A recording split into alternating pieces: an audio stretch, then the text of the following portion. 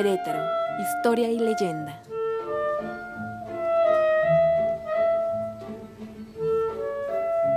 Comenzamos. La leyenda. Vine tan pronto como pude, abuelita. ¿Qué pasó? Es tu hermana. Hoy se levantó muy enferma y creemos que es cólera. ¿Qué? No ha parado de vomitar, ya hasta se quedó vacía.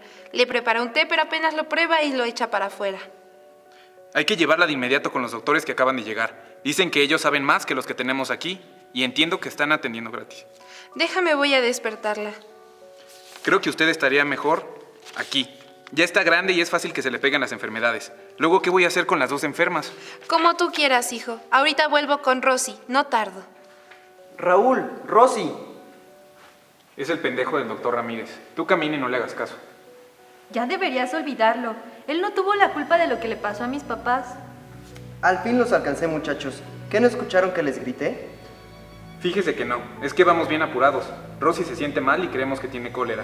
De hecho, tenemos que ir a donde están los doctores que acaban de traer, así que con permiso. Con mayor razón. ¿Por qué no me llamaron a mí?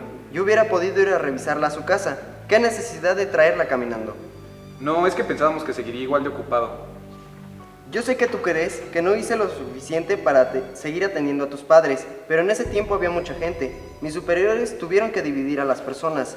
Y por más que les dije que me dejaran seguir siendo su doctor, no me lo permitieron. Ahorita no estoy de humor para hablar de eso. Por favor, Raúl, esta discusión no tiene sentido. Pienso lo mismo. Hasta luego, doctor Ramírez. De aquí no se va nadie. Yo soy la enferma y quiero que me atienda el doctor Ramírez. Ay, Rosalba, ni porque estás enferma se te quita la necia. No es necedad, es sensatez. Es cierto que ya no hay tanta gente enferma, pero imagínate, ¿cuánto vamos a durar en la fila? Ahí abajo del sol y yo con esta vomitadera. Pero son doctores de otras ciudades, son más buenos. El doctor Ramírez también es bueno y además ya nos conoce. Hay que regresar a la casa para que me atienda. Ay, Rosalvita, si no te quisiera tanto te dejaría aquí a media calle. Al menos en eso tengo suerte. Vámonos a la casa, pues. Y bien, ¿cómo está mi hermana? No te voy a mentir, Raúl. Rosy es fuerte y tiene un carácter muy alegre. Por eso ves que ríe y pelea contigo. Pero está muy mal, la infección es muy grave. ¿Qué tanto? No me quisiera adelantar, pero... También va a morir, ¿verdad? Tiene la misma cara que cuando nos vino a avisar de la muerte de mis papás. Raúl, quiero que entiendas que esto es muy grave, es una epidemia, ¿entiendes? Miles de personas han muerto gracias a esta maldita enfermedad.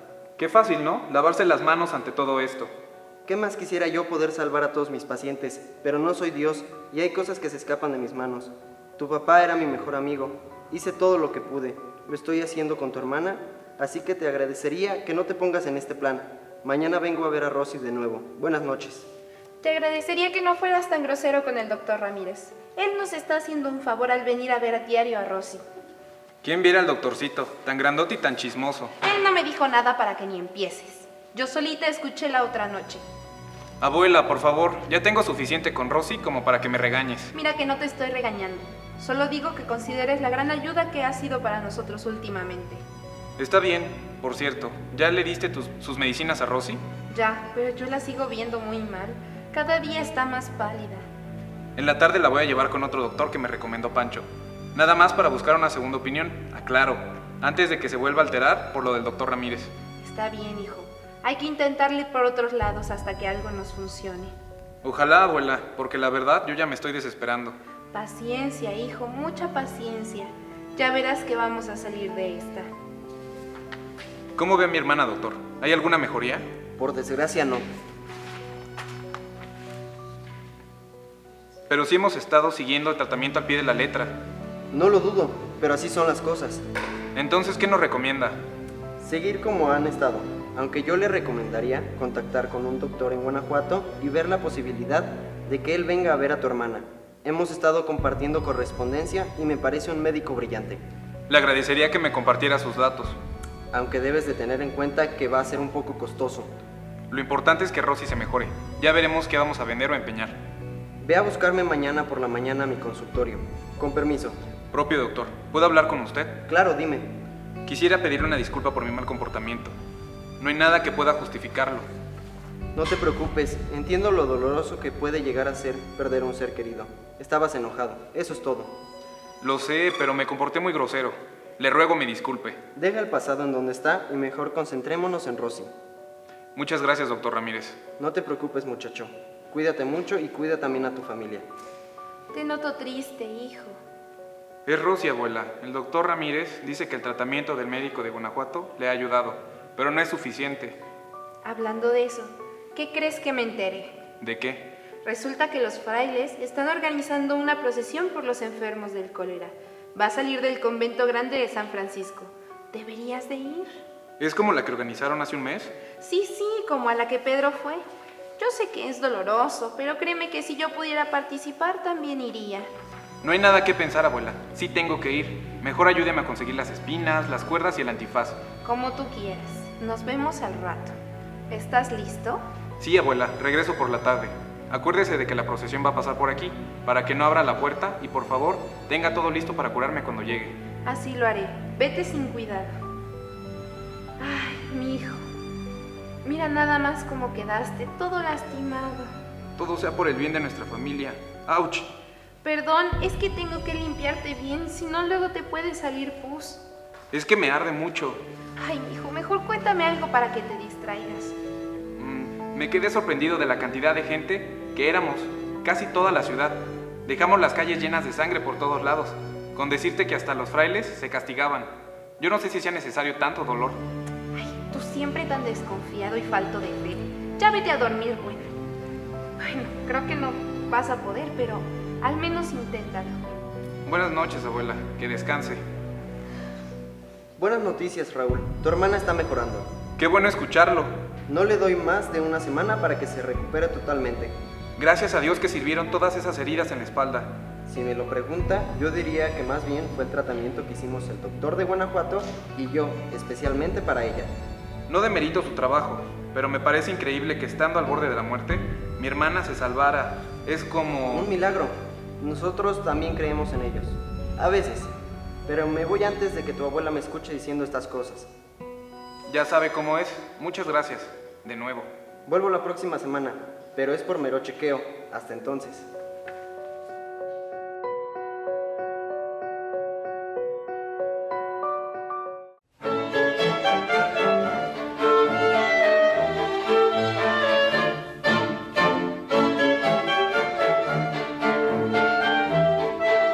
El vecino. Hola, mi nombre es Andrea.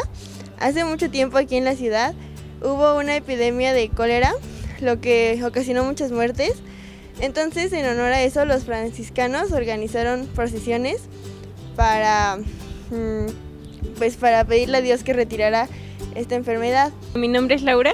Hace mucho tiempo en Querétaro llegó una enfermedad que era el cólera y muchas personas empezaron a enfermar. Incluso personas del gobierno y bueno, toda la gente en general.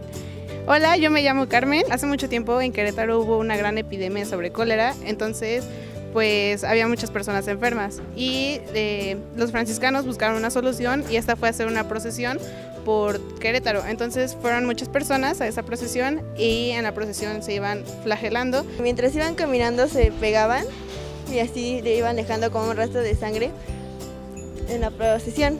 Eran tantas las muertes que llegó un punto en el que en los panteones ya no cabía la gente. Para que esto dejara de ocurrir, los franciscanos convocaron a una procesión, bueno, varias procesiones, pero en la más extensa lo que hacían era flagelarse para que la enfermedad se fuera, ¿no?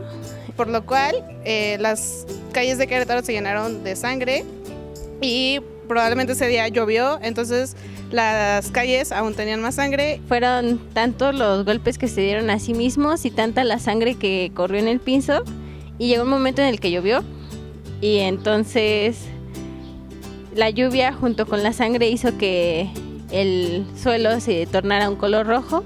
La leyenda en sí es de que por varios días las calles de Querétaro del centro estuvieron pues llenas de sangre.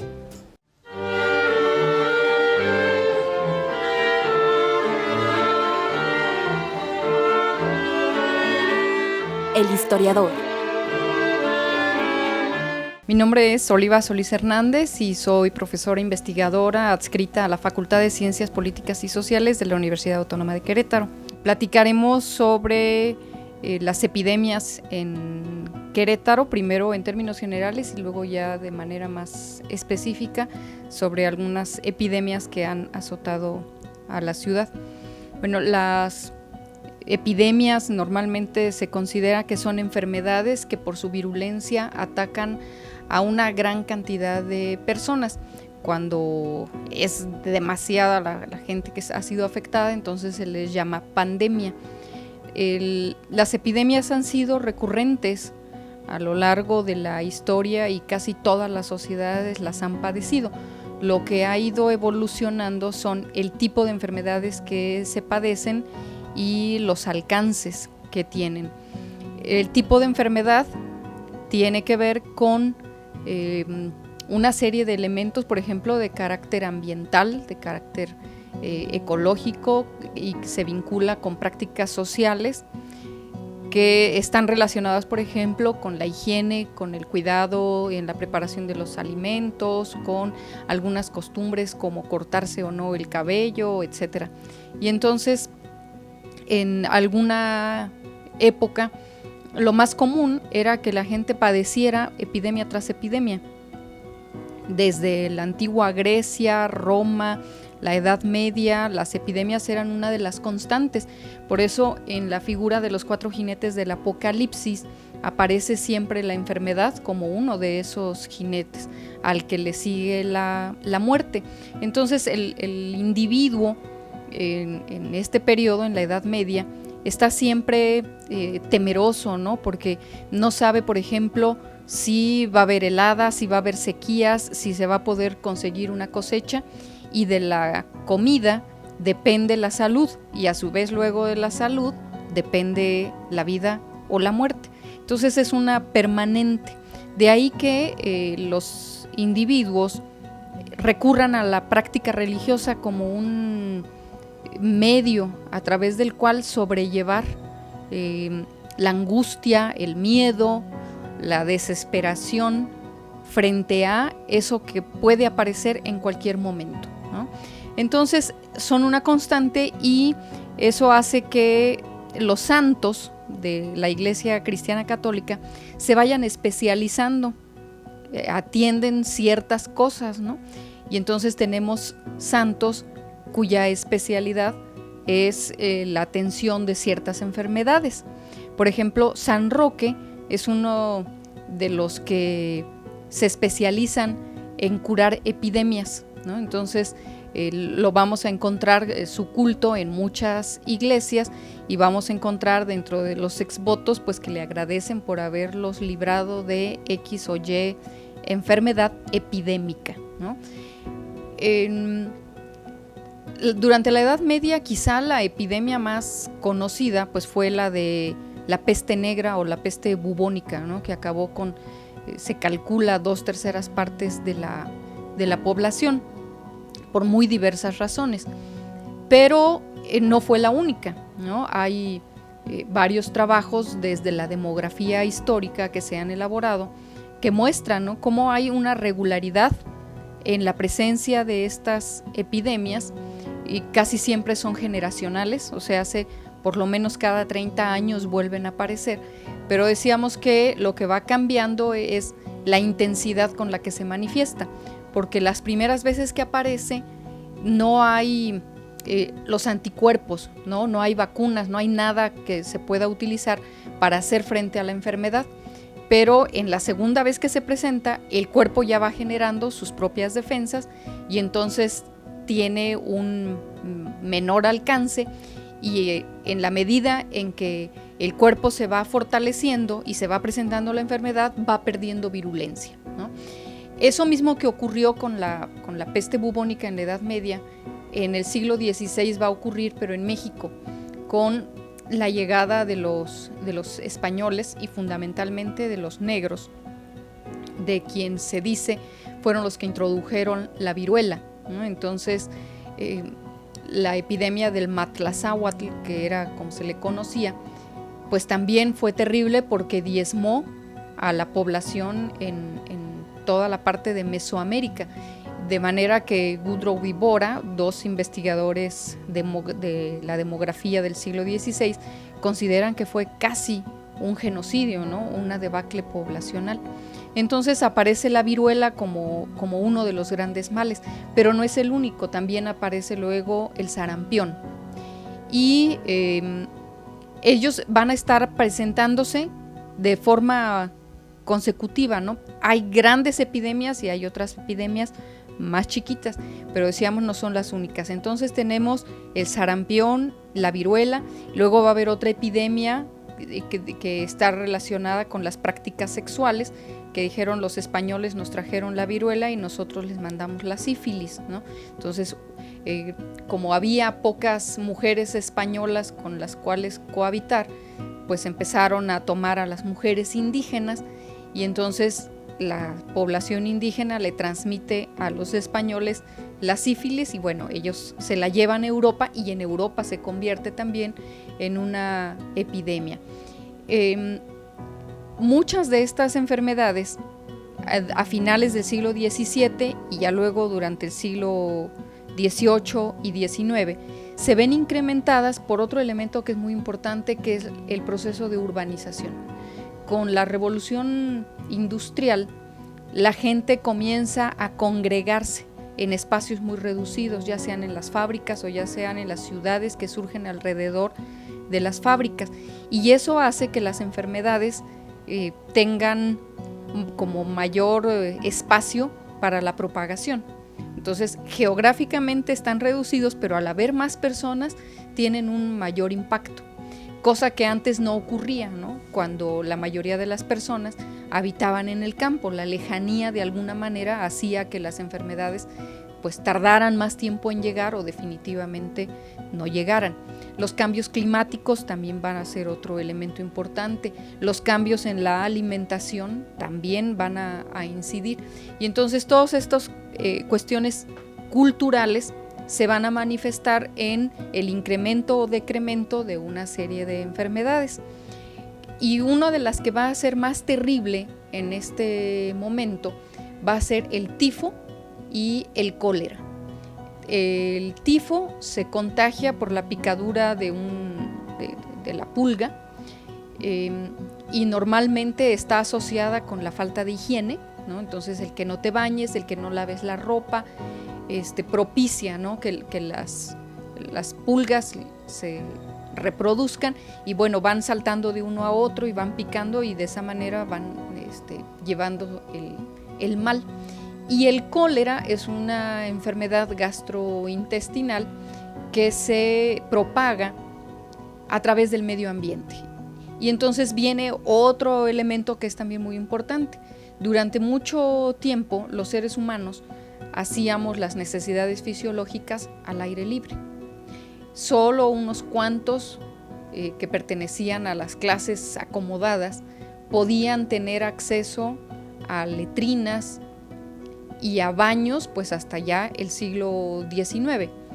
Pero lo más común era que pues en el campo ahí se hiciera y se quedaban descubiertos las heces, ¿no? Entonces cuando se secaban venían los aires, volaban y eso hacía pues que los respiraran, que se pegaran a la comida, uno los volvía a ingerir y entonces se diseminaba la enfermedad.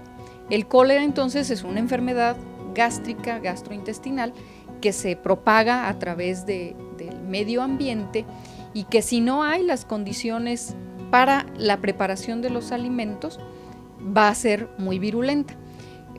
Frente a esto que te digo que era recurrente, ¿no? El tifo, la viruela, el cólera, durante todo el siglo XIX se estuvo implementando una política pública por parte del gobierno, fundamentalmente de don Porfirio, ya a finales del siglo XIX, para establecer consejos de seguridad, ¿no? Que vendrían a ser como el Seguro Social ahora o el Seguro Popular, que es el encargado de aplicar las vacunas, de dar las recomendaciones para mantener la salubridad, de invitar a la población a que adopte nuevas prácticas, nuevas costumbres. a que laven las frutas y las verduras antes de consumirlas, a que coccionen bien los alimentos, a que se corten el cabello, a que se peinen y se cepillen, a que laven la ropa de cama, y si no la van a lavar, que por lo menos la saquen a ventilar y la saquen a solear, que por favor no duerman los animales en las mismas habitaciones que los individuos, y que se tenga mucho cuidado de cuando se va a hacer del baño, pues que no se queden las miasmas al aire libre, empezar a hacer letrinas, ponerle cal, desinfectar las habitaciones, que las heces de los animales también estén alejadas de la población, porque todo eso, dicen, va a ayudar a disminuir las causas, los focos del contagio. Eso va dirigido a la población. Y también el Estado comienza a implementar algunas mejoras urbanas que tienen que ver, por ejemplo, con la introducción del agua potable, con la introducción de regaderas y baños, que en ese momento le decían baños ingleses, que eran los de cadena, ¿no? Que le jalas y ya se va el agua, y decían que esto era una maravilla porque ayudaba a limpiar el excusado, y entonces se llevaba todas las miasmas y las causas de las enfermedades, a tapar las acequias, porque buena parte del riego que había en las huertas de las casas y luego de los baños iban a dar a las acequias. Entonces había que tapar las acequias, por lo menos las que estuvieran en la parte del centro histórico, para evitar, por ejemplo, en tiempos de calor, los malos olores. Había toda una teoría acerca del miasma y el vínculo del miasma con las enfermedades. Entonces, tapar las acequias para evitar los contagios. Y bueno, la idea es que si se hacen todas estas mejoras materiales, pero además la población cambia de hábitos e introduce nuevas costumbres, pues eso va a poder reducir, ¿no?, las enfermedades. Además, también está la aplicación de las vacunas. En el caso, por ejemplo, de la viruela, que se empieza a aplicar desde finales del siglo XVIII, todo el siglo XIX se está insistiendo, ¿no?, en que lleven a los niños a vacunar, van a las escuelas para aplicar la vacuna, pero no todo mundo quiere aplicarse la vacuna, ¿no? Hay mucha reticencia de parte de la población. Hubo incluso personas, enfermeras, que murieron, ¿no?, en la causa de la vacunación. Entonces es toda una historia convencer a la gente de que es importante vacunarse. Pero hay otras que no tienen vacuna, ¿no?, como el caso del cólera, no hay una vacuna. Entonces es la población, ¿no?, la que tiene que transformar sus prácticas para que pueda disminuir la enfermedad. Además aparecen otras, por ejemplo, a principios ya del siglo XIX, entre 1917 del siglo XX, entre 1917 y 1919, aparece una epidemia que se le conoció como la fiebre española, ¿no?, que fue muy terrible, y en algunas comunidades hay relatos, ¿no?, de que incluso algunas personas todavía vivas las enterraban porque cundía el mal. La gripe española es pues una gripa que se contagia a través también del medio ambiente. La gente estornudaba y entonces salían los microbios, los respiraban otros y se contagiaban. Entonces hubo un enorme descenso de población en las ciudades y en los pueblos, y bueno, esa es una de las que más se recuerda, pero siguieron siendo constantes las epidemias tanto del tifo como del cólera, de manera que se sigue invitando a través de los periódicos a que la población, por ejemplo, hierva el agua, ¿no? Era muy importante que el agua estuviera hervida, que la comida, por ejemplo, se tapara con algún lienzo o con alguna red para evitar que se pararan animales, que la gente que expedía alimentos se lavara las manos. Se dictan una serie de normas para todos los expendios de comida, leche, carne y demás, para evitar contagios, porque bueno, ¿cómo hacen para? Y la introducción del agua potable a casi toda la ciudad y la clorificación del agua potable, pues se visualiza, ¿no?, como una medida muy importante para atacar el origen del mal, ¿no? Entonces, el padecimiento de estas enfermedades que se vuelven epidemias, pues ha sido una constante, ¿no? Más bien haría falta hacer como una historia, ¿no?, de las epidemias, y en el caso específico de Querétaro, pues eso es muy importante. Hay solo una, que yo conozca, hay una tesis que hicieron en historia sobre una epidemia en particular, que es la de la viruela, pero hace falta trabajar todas las otras epidemias y irlas sistematizando, ¿no?, para ir viendo sus alcances, sus límites, en términos no nada más geográficos, sino también poblacionales, los impactos económicos, etcétera. Por el otro lado, el papel de los franciscanos en particular, yo lo generalizaría más, ¿no?, el papel de la religión y de los religiosos. La ciencia, si bien se convirtió a partir de la Ilustración y más en el siglo XIX en la respuesta para muchas de las interrogantes que nos planteábamos como humanos, no permeó a todas las capas por igual, ¿no? O sea, solo los ilustrados pueden tener acceso a la ciencia.